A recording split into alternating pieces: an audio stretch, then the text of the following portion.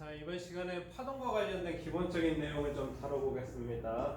그래서 파동에 대한 이야기를 좀 할 건데요. 이 파동이라고 하는 것의 의미 자체는 우리 파동이라고 불리는 현상은 진동이 전달되는 현상 자체를 파동이라고 부르고 있습니다. 그래서 이 파동과 관련돼서는 진동과 전달이라고 하는 두 가지 중요한 측면이 있는데요. 파동과 관련된 용어로서 일단 두 가지를 좀 다루고 넘어가겠습니다. 첫 번째는 파원이라고 불리우는 용어고요. 두 번째는 매질입니다. 매질. 그래서 이 파원과 매질에 대해서 이야기를 할 수 있어야 되는데요. 이 파원이라고 하는 장치는 진동을 만드는 장치 혹은 진동하는 장치라고 부르면 될 겁니다. 진동을 통해서 진동을 통해서 이제 파동을 만들어내는 장치다라고 보면 될 건데요. 그래서 파원이 결정하는 요소가 두 가지 있습니다. 파원이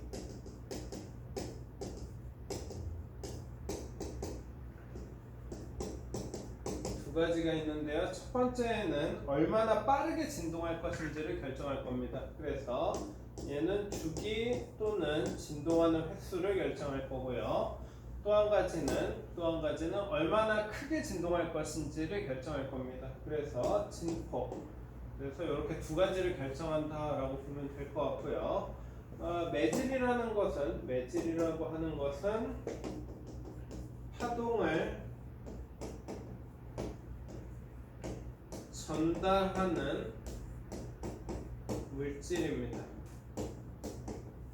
파동을 전달하는 물질이고, 그래서 이 전달과 관련된 요소를 결정할 건데요. 이 매질이 결정하는 요소는 파동의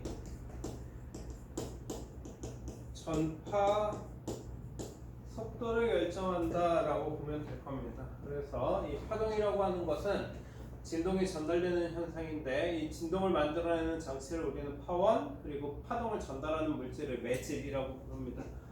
이 매질은 나중에 뒤쪽에서 다시 한번 언급을 할 건데요. 그 매질은 물질과는 좀 다른 개념입니다.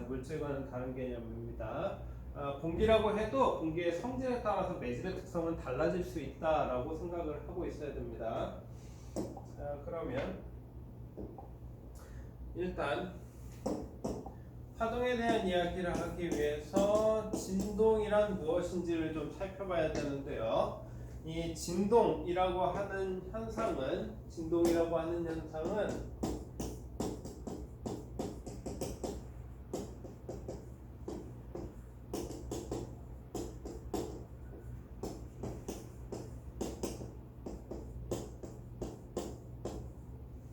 기준점을 중심으로 왕복 운동하는 모든 형태의 운동을 우리는 진동이라고 부릅니다. 그래서 어떤 기준을 중심으로 이 녀석이 이런 식으로 양쪽 끝까지 왔다 갔다 한다라고 생각하면 될 겁니다. 그렇게 되면 여기 있는 물체는 이 선을 따라서 이렇게 올라갔다가 이렇게 되돌아왔다가 다시 갔다 되돌아오는 이런 식의 운동을 계속 하겠죠. 그래서 기준점을 중심으로 왕복 운동하는 녀석을 우리는 진동이라고 부르고 있습니다. 여기에서 몇 가지 특정한 내용들을 이야기할 수 있는데요. 먼저 이 입자가 기준점으로부터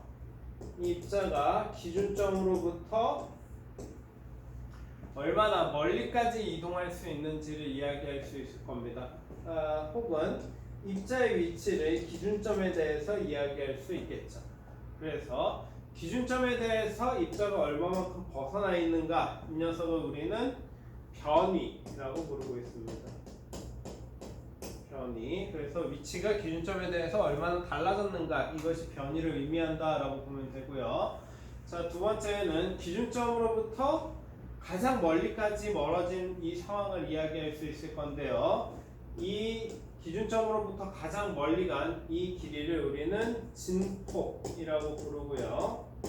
진폭이라고 하는 녀석은 변이 중에 기준점으로부터 얼마만큼 이동했는가를 나타내주는 변이 중에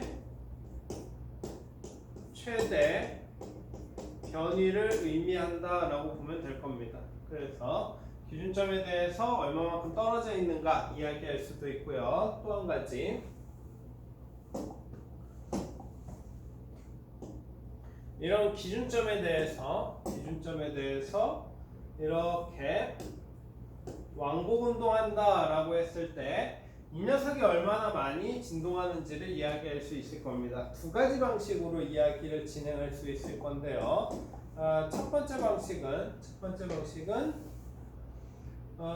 1회 진동하는데 걸리는 시간을 이야기할 수 있을 겁니다. 여기에서 1회 진동이라는 얘기는요, 원래 있던 위치에서 최고 지점까지 내려갔다가 다시 올라왔다가 최고점을 찍고 다시 제자리로 돌아오는 과정입니다. 그래서 가운데서부터 하면 좀 헷갈리고요. 이 끝에서 진폭의 위치, 최대 변이에서 시작하는 것이 편한데요. 왜 편하냐 하면 최대 변이서부터 시작하면 갔다가 다시 되돌아오는 겁니다. 그래서 1회 진동하는데 걸리는 시간을 이야기할 수 있는데요. 우리는 이 시간을 주기라고 부르고 대문자 t로 나타내고 있습니다. 자, 이렇게 시간으로 표현하는 방법이 있고요. 또 한 가지 방식은 1초 동안 진동하는 횟수를 통해서 이제 얼마나 많이 진동하는가를 나타낼 수 있는데요. 이 녀석은 우리 진동수라고 부릅니다. 진동수. 그리고 진동수는 소문자 F로 이렇게 나타내고 있습니다. 자, 그러면 이 주기와 진동수 사이에 관계가 있는데요. 예를 들어 이 녀석이 여기에서 출발해서 이렇게 왔다 갔다를 계속 반복할 건데 10초에 20번 왕복한다 라고 좀 생각해 볼게요. 10초에 20번 왕복한다.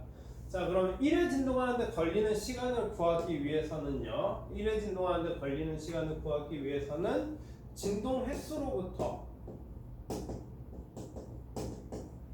걸린 시간을 나눠주면 됩니다. 그렇게 되면 진동 횟수는 20번인데 전체 걸린 시간은 10초가 되겠죠? 그래서 0.5초마다 한 번씩 진동했다라는 사실을 알 수 있습니다. 자, 그에 반해서 진동수를 알고 싶다라고 하면요, 전체 걸린 시간으로 진동 횟수를 나눠주면 되고요. 전체 걸린 시간은 10초니까 10초 동안 20번 진동했어. 그래서 1초에 약 2번씩 진동할 거야 라는 사실을 알 수 있습니다. 자, 근데 이 녀석과 이 녀석 사이에는 수학적인 관계가 있죠. 이러한 관계를 우리는 역수관계다라고 부르고 있고요. 이런 역수관계에 있기 때문에 주기를 진동수분의 1 이렇게 표현할 수 있다라고 보면 됩니다. 그래서 여태까지 얘기한 건 진동에 대한 이야기를 한 거예요. 진동에 대한 이야기. 그래서 이 진동이 어떻게 전달되는지를 이야기해야 파동이 되는 겁니다. 자, 그러면 이제는 진동에 대해서 얼추 이야기했으니까 파동에 대해서 이야기를 해야 되겠죠? 자, 그러면 이 진동이 전달되는 것이 파동이다 라고 했으니까 일단 진동이 전달되는 상황을 좀 생각해 봐야 되겠네요. 자, 첫 번째는 입자들이 이렇게 존재할 겁니다. 이렇게 입자들이 존재할 건데 이 입자가 이렇게 진동한다 라고 가정해 볼게요. 이렇게 진동을 한다. 그렇게 되면 이 입자의 진동에 의해서 두 번째 녀석이 영향을 받겠죠. 둘 사이의 정기적인 반발력이나 이런 거에 의해서 이 녀석의 떨림이 얘한테 영향을 준다라고 생각하면 될 겁니다. 자, 그렇게 되면 이 녀석이 다가오게 되면 얘도 멀어지는 방향으로 움직일 거라서요. 얘의 진동이 이렇게 나타나겠죠. 자, 그렇게 되면 첫 번째 입자에 의해서 두 번째 입자가 진동했듯이 두 번째 입자가 진동하면 그 녀석이 세 번째 입자를 붙잡고 흔들 겁니다. 이렇게요. 자, 그러면 세 번째 입자가 역시 네 번째 입자를 진동하게 만들겠죠. 그러면 이런 방식을 통해서 이렇게 진동이 한쪽 방향으로 전달되는 것을 확인할 수 있습니다. 그래서 이 초록색이 나타내는 방향이 진동의 전달 방향이 되는 거고요. 이 진동의 전달 방향을 바꿔 얘기하면 파동의 진행 방향이라고 표현할 수 있습니다. 그래서 파동이 이러한 초록색 방향을 따라서 쭉 전달되는 과정에서 진동은 끊임없이 이렇게 전달되면 얘가 옆에 있는 녀석을 다시금 진동시키는 이런 형태로 움직일 겁니다. 자, 그렇게 되면 빨간색과 초록색 사이의 관계를 볼 수 있는데요. 이 초록색은 진동이 전달하는 방향이었지만 빨간색은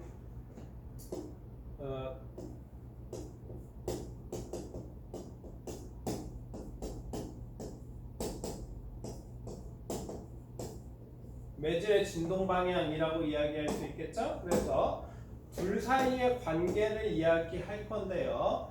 현재는 둘 사이의 나란한 방향입니다. 나란한 방향. 그래서 진행 방향과 진동 방향이 서로 나란하다라고 볼 거고요.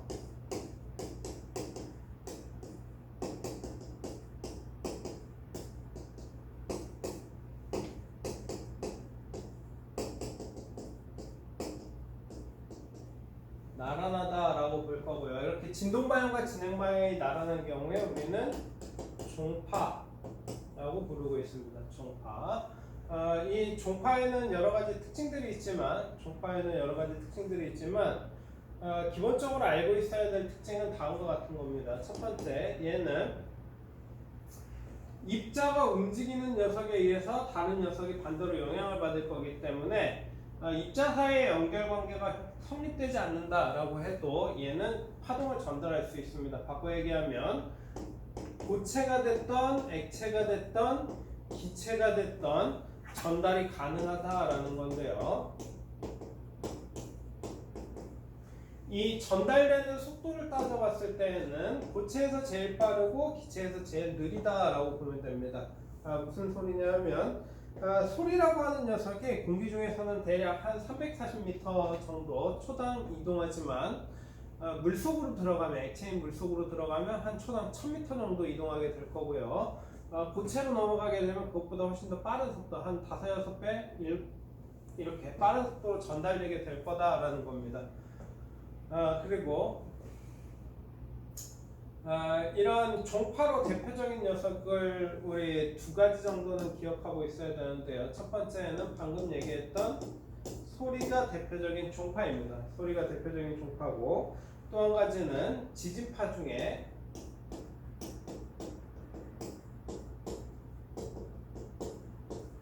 피파가 이제 그 종파에 해당한다라고 보면 됩니다. 자, 또 한 가지 전달 방법이 있는데요.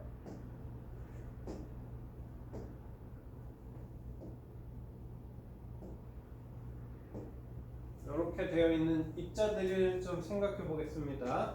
자, 이번엔 아까 전에는 좌우로 진동했는데요. 이 녀석이 위아래로 진동한다라고 생각해 보겠습니다. 얘가 위아래로 진동한다. 얘가 위아래로 진동하는데 만약 이 녀석과 이 녀석이 서로 연결되어 있지 않다면입니다. 액체나 기체처럼 서로 연결되어 있지 않다면 얘가 움직인다라고 해서 이 녀석이 영향받을 이유가 전혀 없죠. 물론 약간의 영향은 있을 겁니다. 하지만 이 흔들림이 두 번째 있는 입자를 흔들어 줄 수가 없을 거예요. 그렇다는 얘기는 이 전달이 다음 녀석으로 전달되기 위해서는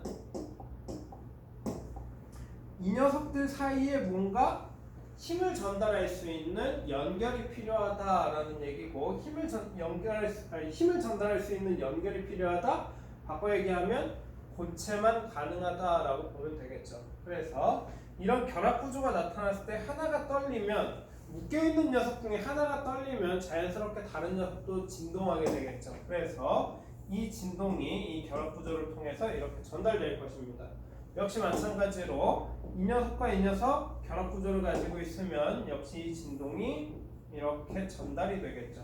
자, 그러다 보면 진동이 한쪽 방향으로 이렇게 쭉 전달이 될 건데요. 이 진동 방향과 진행 방향이 서로 수직이기 때문에 확인할 수 있습니다. 그래서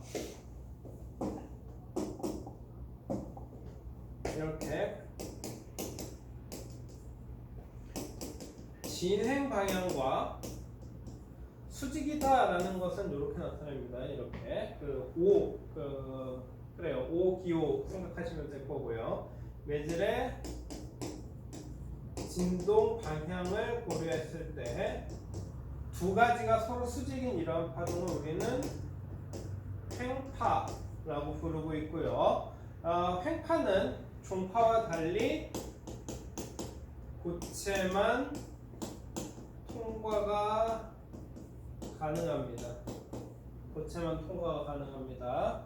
그래서 이러한 그 횡파로 우리가 두 가지를 이야기할 건데요. 첫 번째가 빛이고 두 번째는 지진파 중에 S파가 여기에 해당합니다. 그래서 지진파의 종류가 두 가지예요. 그래서 지진이 발생했을 때 우리는 두 가지 진동을 겪을 건데요. 첫 번째는 진행 방향과 수직한 방향의 진동이 하나 있을 거고요. 두 번째는 진행 방향에 대해서 좌우로 흔들리는 움직임이 있을 겁니다. 그래서 그 지진파 얘기를 잠깐 좀 하죠. 지진이라고 하는 거는 땅이 흔들리는 겁니다. 땅이 흔들리는 거고, 그래서 파동의 진행 방향을 생각해 봐야 되는데요. 파동의 진행 방향이 이렇게 올라올 겁니다. 이렇게. 그렇죠? 자, 이 진행 방향에 대해서 진동 방향을 두 가지로 이야기할 수 있는데요. 하나는 진행 방향대로 진동하는 녀석이 있을 거고요. 또 하나는 진행 방향에 대해서 좌우로 흔드는 녀석이 있을 겁니다. 그래서 진행 방향대로 흔들리는 녀석을 우리는 P파, 진행 방향에 대해서 좌우로 흔들리는 녀석, 수직으로 흔들리는 녀석을 우리는 S파라고 부르는데요. 매질이 같다라고 했을 때, P파는 종파고 S파는 횡파가 되죠. 두 가지 중에 종파의 속도가 조금 더 빠릅니다. 무슨 얘기냐 하면 P파가 먼저 도달한다라는 얘기예요. 그래서 첫 번째 지진파가 도달을 하면 땅이 위아래로 진동을 합니다. 다행스러운 건 우리가 이용하고 있는 대체적인 건축 구조라고 하는 녀석은 위아래 충격에는 매우 강하게 되어 있어요. 중력을 견뎌야 되기 때문에 위아래 충격에는 되게 강하게 되어 있습니다. 그래서 첫 번째 종파가 왔을 때에는 건축물이 무너지지 않고 버텨줄 겁니다. 그래서 이때 주의해야 될 건 건축물에 부착되어 있는 물건들이에요. 간판이라든가 아니면 이런 액자라든가 이런 것들은 떨어질 가능성이 있다라는 거죠. 건물 자체는 버텨주지만 그 안에 부착되어 있는 내용물이 떨어진다라고 생각하면 됩니다. 그래서 그런 내용물로부터 머리를 보호하기 위해서 책상 아래나 이런 데 숨으라라는 거고요. P파가 도착했다라는 얘기는 그거보다 느린 횡파가 조금 있다가 도착한다라는 얘기입니다. 그 문제는 이 횡파라고 하는 것은 건물을 좌우로 흔들어줄 건데요. 건물은 좌우 충격에는 매우 취약합니다. 그래서 대체적으로 이 좌우 충격이 발생했을 때 건물이 무너진다라고 생각하면 돼요. 그래서 처음에 P파가 도착했을 때 땅이 위아래로 흔들릴 경우에는 머리를 보호하는 것이 가장 중요하고요.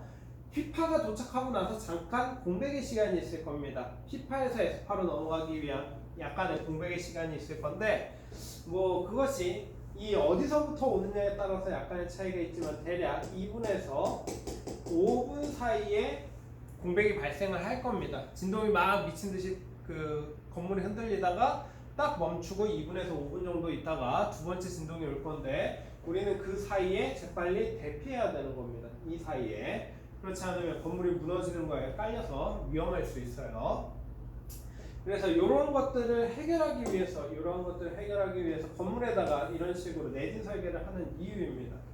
내진 설계를 해서 건물이 좌우로 흔들리는 거에 조금 더 그 힘을 받을 수 있도록 건물 구조를 좀 변경하고 있는 추세다라고 생각하면 될 것 같아요. 자, 어쨌든 그 지진파에 대한 이야기를 했고요. 횡파, 종파 두 가지인데 그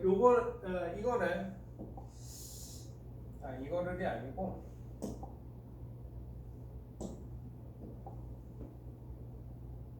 그냥 나눠서 하겠습니다. 나눠서. 앞서서 이제 진행 방향과 진동 방향에 따라서 파동의 종류를 나눠봤는데 또 한 가지 나누는 기준이 있습니다. 그것이 바로 파동 물질에 대한 이야기고요. 바로 매질에 대한 이야기입니다. 그래서 파동이 전달되기 위해서 매질이 필요한 파동이 있고요. 이렇게 매질이 필요한 파동을 우리는 역학적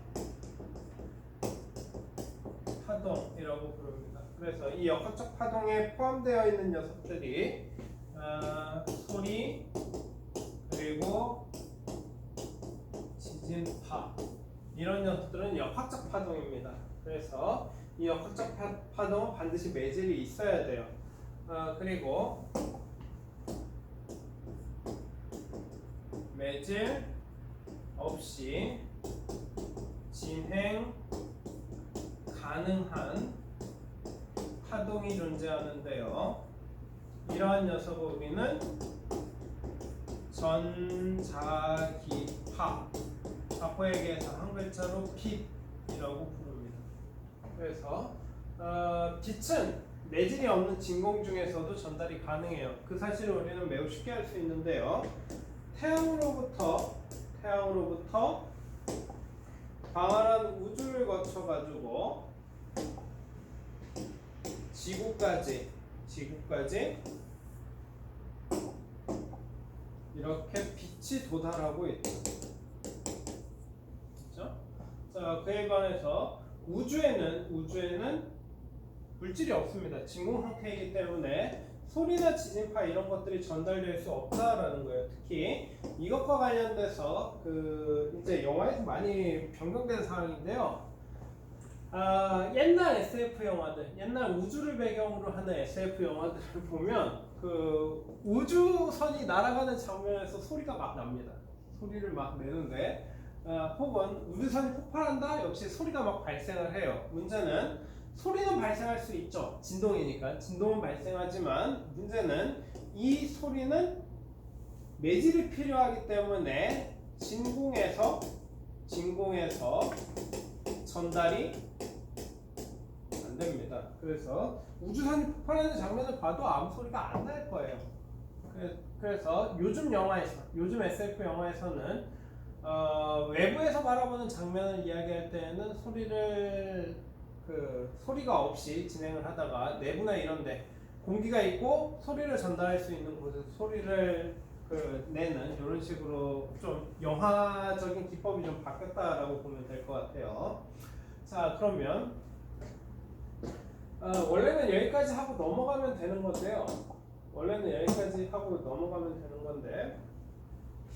얘는 좀 고민을 해봐야 됩니다. 매질 없이 진행이 가능한 파동 전달기파. 우리 파동이라고 하는 녀석을 이야기했는데요. 파동이라고 하는 녀석을 처음에 어떻게 이야기했냐면 진동이 전달되는 것을 우리는 파동이라고 불렀습니다. 그러다 보니 이 매질이라고 하는 녀석이 있느냐 없느냐가 굉장히 중요한 질문인데요. 왜냐하면 예를 들어 소리를 공기가 전달한다 라고 했을 때 파동이 전달된다, 진동이 전달된다, 무언가는 진동한다 라고 했을 때 공기가 진동한다 라고 이야기할 수 있는 겁니다. 공기가 진동함으로 해서 소리라고 하는 파동이 전달된다 라고 이야기할 수 있는데요. 전자기파의 경우에는 매질이 필요 없죠. 매질이 필요 없다. 매질이 없다? 그러면 과연 무엇이